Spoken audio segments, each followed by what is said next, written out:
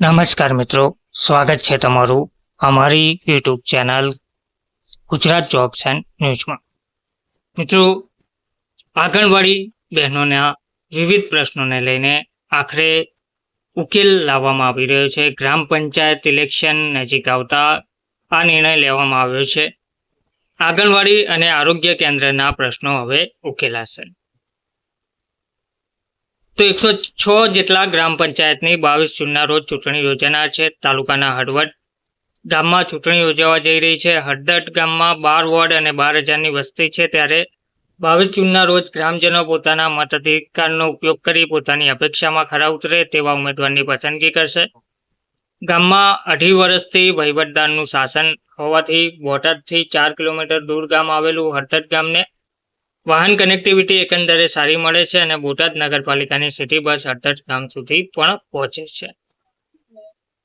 હવે વાત છે, અવારનવાર ગ્રામજનો સરળતાથી બોટાદ આવી જઈ શકે છે અને ગામની વચ્ચેથી પસાર થતા પંચાયત ધોરીમાં ગ્રામ્ય કનેક્ટિવિટીની સરકારી બસો ઉપલબ્ધ બનાવે છે અને ગામમાં છેલ્લા 2.5 વર્ષથી વહીવટદાર દ્વારા શાસન ચલાવવામાં આવે છે. ત્યારે અનેક વિકાસના કામો થયા છે અને અનેક કામો બાકી છે. તો ગામની શેરીઓના અનેક રોડ રસ્તા પર આરસીસી અને બ્લોકના કામ થયા છે. તો કેટલીક શેરીઓ વિકાસથી વંચિત છે. ગામમાં યુવાનો માટે રમતગમતનું મેદાન નહીં હોવાના કારણે અનેક સ્પર્ધાત્મક પરીક્ષામાં ફિટનેસની તૈયારી કરવાથી વંચિત રહી જાય છે. તો હળવદ ગામમાં મુખ્યત્વે ખેતીનો વ્યવસાય કે મજૂરી આવકનો મુખ્ય સ્ત્રોત છે. યુવાનો વૈકલ્પિક વ્યવસાય તરીકે હીરા ઘસવાનું કામ કરે છે. બોટાદ શહેરમાં અનેક યુવાનો હીરાના કારખાનામાં હીરા ઘસવા માટે રિક્ષામાં અપડાઉન કરી પોતાનું ગુજરાન ચલાવતા હોય છે.